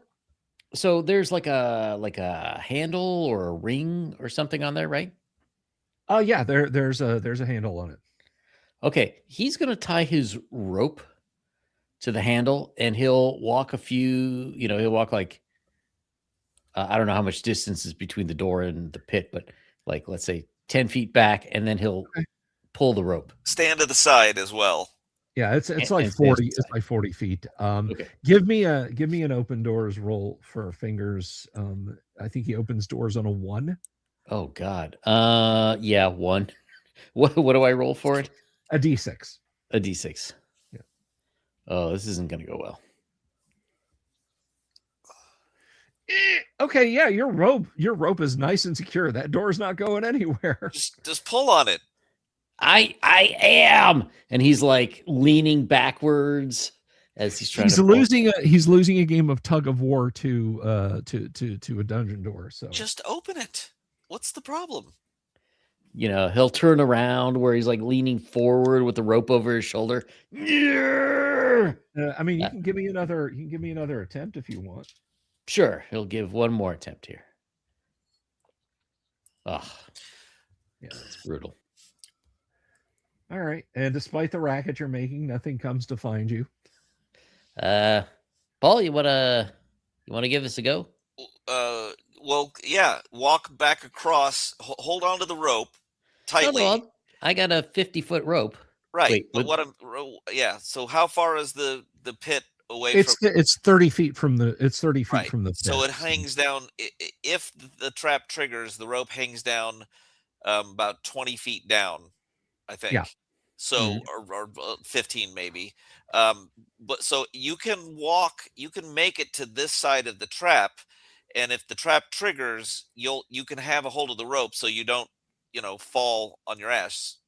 And if it doesn't trigger, you'll be on this side, and then I can help you pull on the rope. All right. Not sure about your math, but I like your logic. So he'll do that. Alrighty.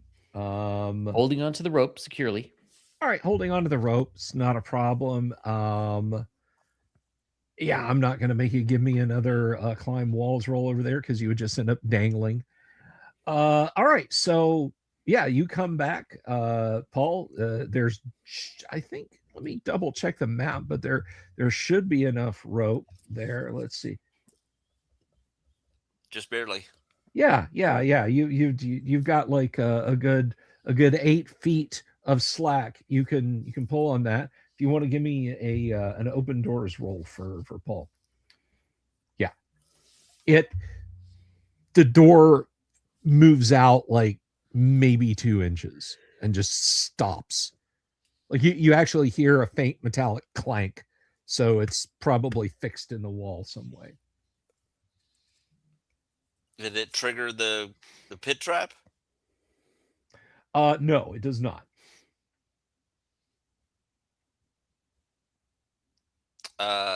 can well, I don't know what to do then. Maybe you have to pull on the Roy door leans itself. over and like pushes on the edge, and it just and then slams back. He's like, "Well, there it is." Oh, this is much more lightweight than I was thinking. I thought this was like stone. It was made of stone. Oh yeah, no, this is like wood covered Oh, with glued on gravel to appear to be stone. I thought this was like Indiana Jones thick stone. No, Okay. Well, it seems easy when you do it, Roy. it was an inspired guess. All right. Well, then, why don't you untie yourself and let me tie myself to this, and I'll go down first. My weight should hold the door open, but I need to take one of these slides with me, so or someone can toss it down to me actually. So I'll trigger the trap. I should right. be fine by holding myself with the rope, so as to not go slamming into the floor. Okay. Yeah, I mean that's all very true. Smells briny in here as it did before, and the light from above illuminating below. You can see the salty, and it slopes away from you. I've got for the time being, until elves get down here or halflings, I've got my I'm going to take out my continual light coin, let it hang from my belt. Okay. And then I will whisper for someone to toss down one of the toboggans to me. Okay. Crinit does so. She pushes yours back down. All right. I am going to, if I remember correctly, is this already slanted pretty badly? Okay. So Yeah. I'm going to stand on the toboggan as soon as it comes down. Okay. And I'm going to I'm gonna go ahead. Do you got a 16 wisdom? You realize sitting down on that. I mean, when you were a kid, you rode toboggans in the snow there in Greyhawk. Right. Yeah. I haven't untied the rope yet. Okay. So I'm thinking that I think I want to be here for the next person to climb down, and then once the next person comes, tie the rope to the next person and let them help the next person come down, so we can avoid people just tumbling down if we can. Or once I let go of the rope, am I gonna, like, once I do that, am I gonna slide down? Is it inevitable as soon as I untie myself? Yeah, it's right Okay. there. Okay. Well, and how wide is this chamber? It's about 10 feet wide. Okay. All right. Well, then Paul is going to sit down if he can. Is there enough rope for him to actually sit down? Yeah. Okay. So he'll sit down, and he's going to he's going to have his sword and his shield ready. He's going to stick his sword into the salt mixture, and then put his shield on, wrapped around the handle, wrapped around one of his feet, so it can't get away from him. And then he's going to untie the rope, and whatever happens. And then as soon as he unties the rope, he's going to grab the shield again with his hand. If the sword can stop me from moving, it can. If not, whatever. Yeah, you take off the sharpness of your magic sword just breaks through the crust of salt, and you take off. You've got a good enough hold on your shield and sword that they don't go flying, but you are sliding. It's kind of exhilarating, these greens and blues flying past you as quickly as you can go. You're not touching the salt, and you don't feel that numbed slow sensation. Oh, that's good. As you slide down. Who's next down the hole? Let's go with Crinit, then Holder, Fingers, or what, Alderwig, then Roy, then I'll follow last. Okay. Alrighty. All right. Let's see. Can you climb into take a nap when a party member brings you around? Yes, you can. They have to leave a little bit of air so you can breathe, but yes, a bag of holding will suffice as a temporary shelter. I'm curious. Yes. I'm just gonna slide down on my shield.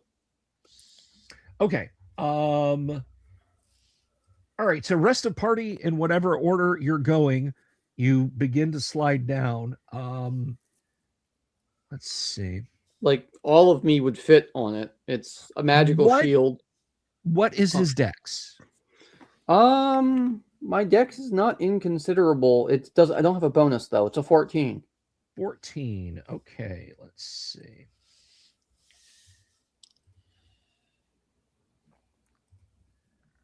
Yeah. I'm 5'5", 140-ish pounds. Okay. Yeah, you managed to keep your hands and feet centered enough on the shield. You don't contact any of the salt on the way down. We're going to roll back time for just a second because as you guys are doing this, Paul, shoom, you arch up out. There are 10 gnolls who see you fly up. As soon as you do, they are shooting at you with crossbows. You are well aware that something like this might happen, and you are not surprised by this, but they are all taking shots at you as you're flying through the air.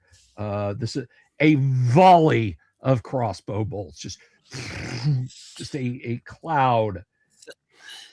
I probably should have broken that into 2 rolls. Let's see. You're struck twice. What is your shieldless AC? Why would it be shieldless? Because you're being fired at from all directions. Okay. It's gonna be 2 then. 2. All right. The 18 might get you. The 16 also might get you, but we're gonna find out here. Let's see. So attack matrices. The only reason I asked you why it would be shieldless is because if I'm, as you stated, expecting something like this, I would have probably had my shield up. All right. If it makes you feel any better, even at 1, the 18 and 16 would get you. You know what? It does make me feel a little better. Okay. All right. They were really solid hits for a total of 5 points of damage. You land in their miss. You want to do a dramatic Marvel style tuck and roll dismount when you land you land around them. If it can include me running one of them through, then yeah, absolutely. You know what? In the next round, we can do your momentum as that attack. As can it be a charge? Crit? Yeah. You know what? I'm okay with that. Crit is down half a round later, so we're gonna have her there.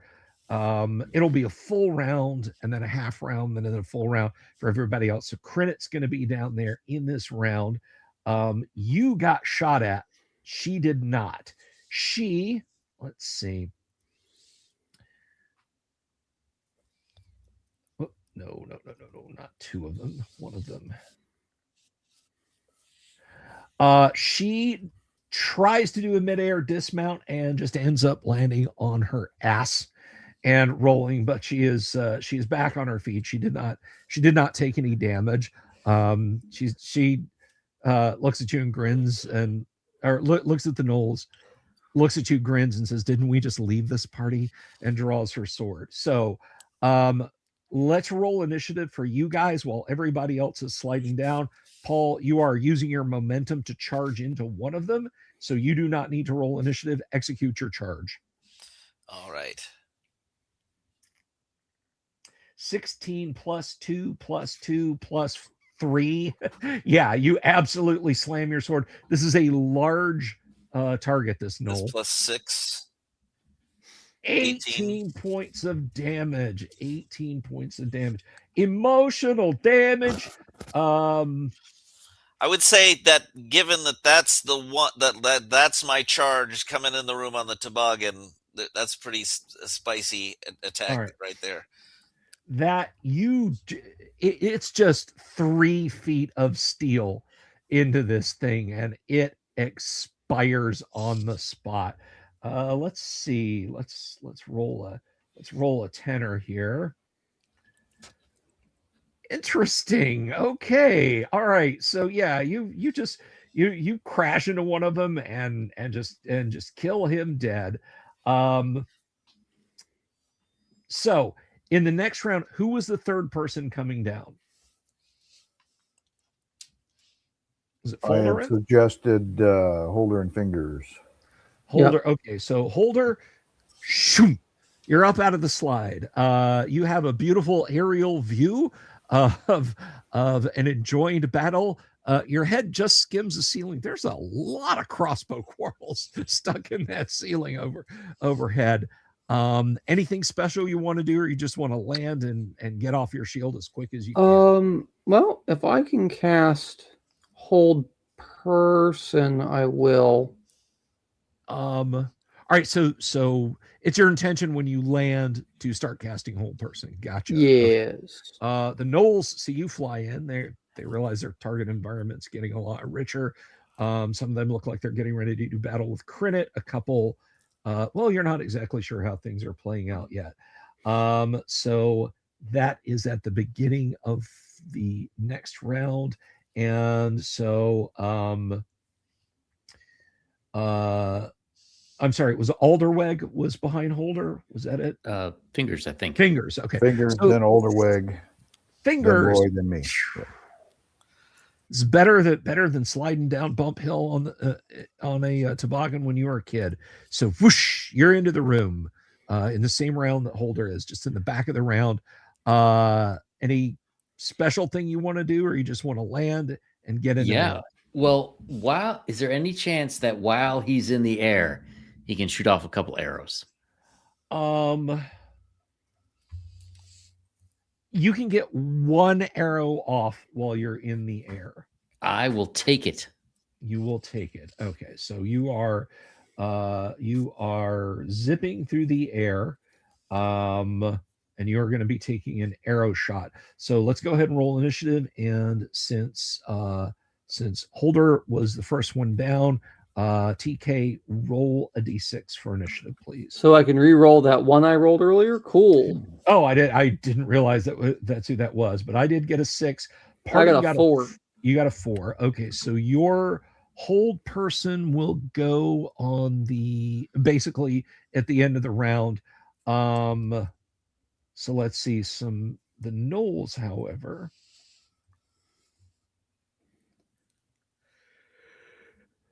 The Gnolls are their leader is dead. You guys are flying out. Spells are being cast. Arrows are being shot. They're looking to get the hell out of here. Actually, they have broken and run because the largest of them is dead. Crinit laughs and says, "Not so fast," and swings at one of them. Oh, come on, die roller. The night's almost over. Thank you. 5, 6, 7. And then he is retreating. So that is 11. She strikes a retreating one and cuts it down. It doesn't. She slices through its back and it drops dead. Shoot your arrow, please, if you would. They're good fingers. 11. 11. That is a straight 11. This is kind of more or less point blank range. You are thief 3 or thief 4? 6. 6. I keep trying to knock you down, and I apologize for that. So let's see. Thief 6.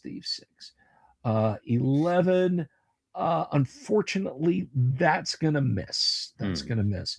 All right. We will get everybody else in the room before we wrap, although we are coming to the top of the hour. So let's see here. Next down the pipe, is that Faldorinth? Faldorinth pulling up the rear. It'll be Alderweg, then Roy. Alderweg. All right. Alderweg flies into the room, stands up on his toboggan, leaps off, tucks and rolls, and does a perfect 3-point landing right in the midst of the gnolls. Hefts up his mace. Roy is just, you hear, ah! As Roy flies in, it's white knuckling the edge of his toboggan as it slams on the ground, and he slides to a stop. So Alderweg swings his mace, drives it between the shoulders of another fleeing gnoll.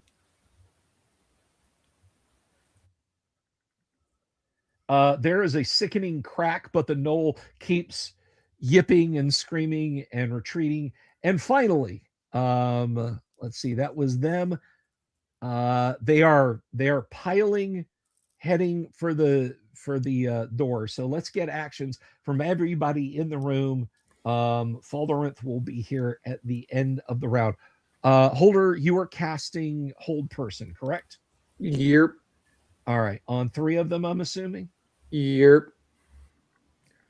All right. I got maybe 1 save out of that. That's a 15. Let's see. So for those of you curious, save versus spells for monsters in D&D, regardless of the monster, unless they're like a leveled NPC, is just rolled on the fighter table, and the level is based on hit dice. So none of them save. 3 of them are frozen in place. Paul, Okay. you may move to another one in the next round, or chase after them. What are you going to do? Crinit is yelling, "We can't let them leave," and is in hot pursuit. Yeah, I mean, if some are running, then I'm attacking them. Do I get a free attack or an? Yes, okay. You will strike at +4. Okay, yes, I'm absolutely doing that. If there's one within reach, I'm doing that. If I have to chase him, I chase him. This is kind of in that same time when they panicked and are turning to flee. So you can go ahead and strike. Alrighty. What happened to the dice roller? There it is. Sorry about that. All right, so I'm pretty sure that hit. Oh yeah, that's a bingo. So it's actually plus not 6, plus 7 because of my sword. So yeah, with bonuses, you just drive that through its shoulder and it drops dead. nice. Just like, neck to sternum, and it's dead on the floor. So let's see, you killed the large one, 3 are held, 4, 5. Yeah, there's only 4 left to flee. Alderweg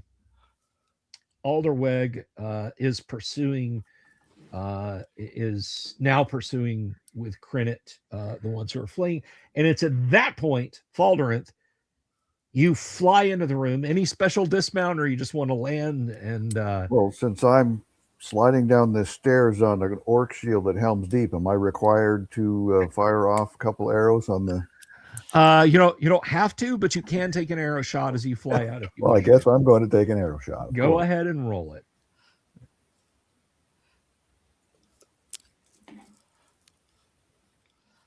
And I use my usual low roll. Ping. All right, that is a miss. So the entire party is now in the room.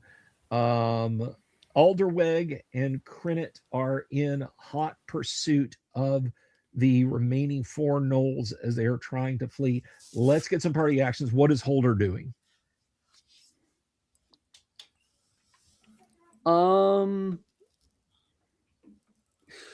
Yeah, I don't really see anything that I need to do at this point. They're fleeing, so. Okay. Right. No, wait, stop. No violence. No more. Surrender. What is Fingers doing? If there's one that's close enough to hit with a short sword, he'll do that. If they're too far away, he will shoot 2 arrows. You will have to see how initiative is going to turn out. They're fleeing, so you can shoot arrows at them. You will have to close on them to try and hit them with your sword. Oh, then I will do the arrows. All right. As I said, Crinit and Alderweg are pursuing. Roy is kind of rubbing his chin. He's like, you can tell he's kind of waiting, doing magic missile, doing that magic missile. So he's not doing anything in this round. How about Paul? and of course, Falderith, what are you guys doing?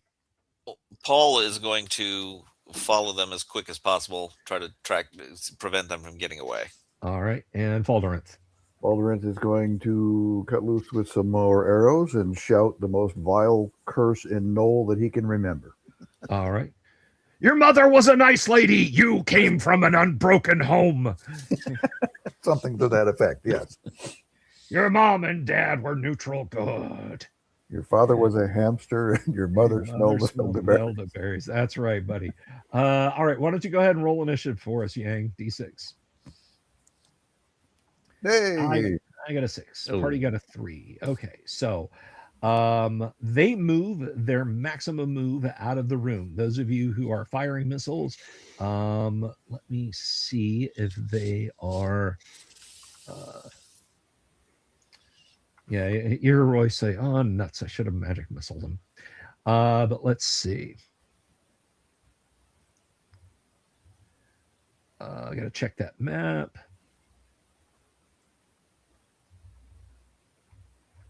That is the wrong piece of map. That is the right piece of map. Okay, so you guys landed there. So they're 1, 2, 3, 4, 5, 6, 7, 8, 9.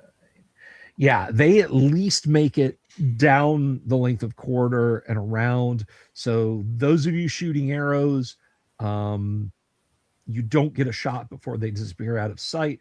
Those of you in pursuit, which again, Alderwig, Crinit, and Paul, those of you in pursuit of them, you round the corner and they're looking over their shoulders. They are toe to toe with you, and their action in the next round is going to be to continue to attempt to disengage, to completely flee from the scene.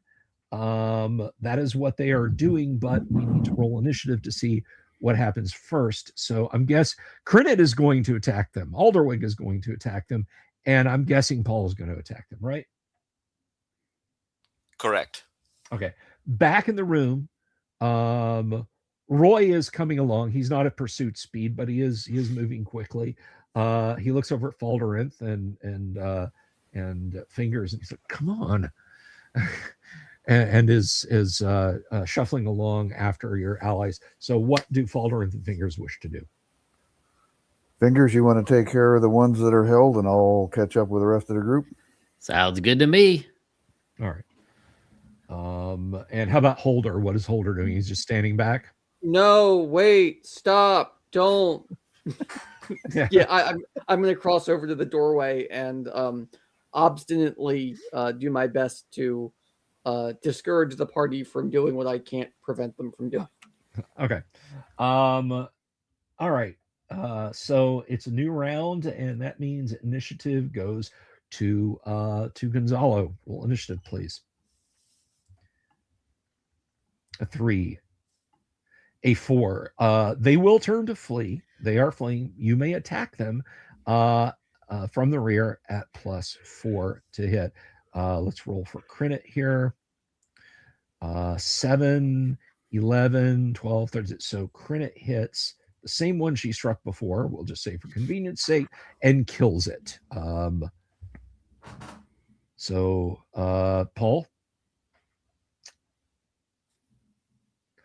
20. That is a hit. We do not need to check bonuses on that.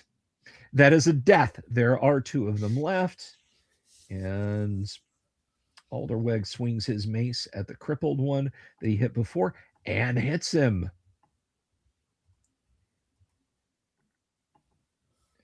And yeah, this time that crunch is final. Nice. Yeah, he looks down at the knoll, and his voice is less squeaky than it has been in the past, and he just says, "My armor is contempt, my shield is disgust, and my mace hatred. In Cuthbert's name, let none survive." And he steps over the body, pursuing the remaining knoll as it is fleeing down the hall away from you guys. So You just hear Crenit say, "Starting to worry about that boy." This one much better without the slow effect. Yeah, we'll have to remember that if we have to come back a third time. Let's get him. Okay, the rest of you guys who are in pursuit, you make it down the hall right as you see this massacre going on, but you can still hear footsteps running down the hall. Let's see. Couldn't hold all of them. Couldn't hold all of them. All right, so let's see. 1, 2, 3, 4, 5, 6, 7, 8, 9. We will do one more round of combat before we wrap up tonight. Let's get party declarations. Roy is looking down the hall. He is beginning to utter a spell. What is Falderenth doing? Do I have a clear shot? If not, I'm yes. There's nobody's in melee with him yet. All right. Well, then I will take a shot. You are taking shots at him. How about Paul? Is Paul going to pursue him? Yes. All right. Crenit reaches out and puts her hand on Alderwig's shoulder and says, "Do what needs must." And he nods as grimly as a 17-year-old can and begins jogging down the hall. But let's roll initiative, and I think we come back around to TK. I'm going to begin casting chant. Okay. And the chant is very predictably going to go, no, wait, stop. All right. So he moves. Roy yells, "Damn it!" as his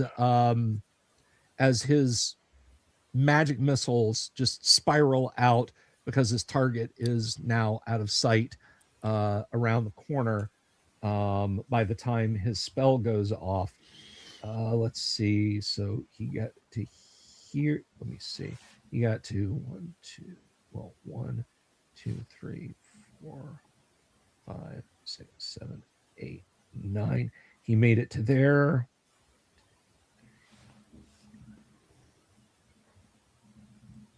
Okay. The knoll is now out of sight. Those of you in pursuit of the knoll will have to try and catch him in our next session, which will not be next Tuesday. It will be the following Tuesday. I'd like to thank everyone who tuned in tonight. I would like to thank all of my players for being here. We were having just an absolute gas. Thank you to Yang and Zhao. Thank you to Thankao. Good to see you back, my friend. Gonzalo, and of course, great old ones. Go out, subscribe to their channels. As I said, they're going to go in the back room and grab a cold one. As for me, I will be back tomorrow night. We are going to do a big pre-Guac hangout. I'm going to tell you guys how to sign up for the con, where to sign up for the con. We have got our guest spots are slotted. We have got merch up on the Dungeon Minister's merch store. I will be linking that tomorrow. We have got our games are in the grid. If you've been sitting on the fence, I don't know if I want to run a game. I don't know if I want to play in games. This is the time to do it. This is the time to do it. So thank you everybody for being here tonight. I will see my way out. I have got a bunch of YouTube shorts to work on tonight and get uploaded so you fine folks can watch them, not the least of which is the one about MERP and Iron Crown Enterprise stuff that I know Great Old Ones is keen to see. So anyway, thank you everybody, and please be sure to tip your owl bear. Peace. Good night. Have you seen my owl bear?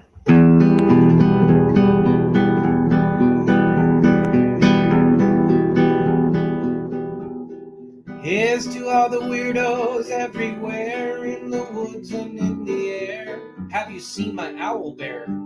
Should I shave off all my hair? Bobs are all around, some live in tunnels underground. Some are fat, some are rich, some are sleeping in a ditch.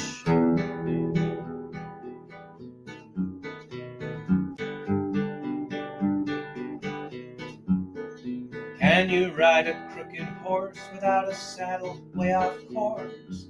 Naked as a toad all the way to Smoky Joe's. Have you seen the little creep driving fast in his little green Jeep? He smells like fish and brandy, but his rotten teeth look dandy.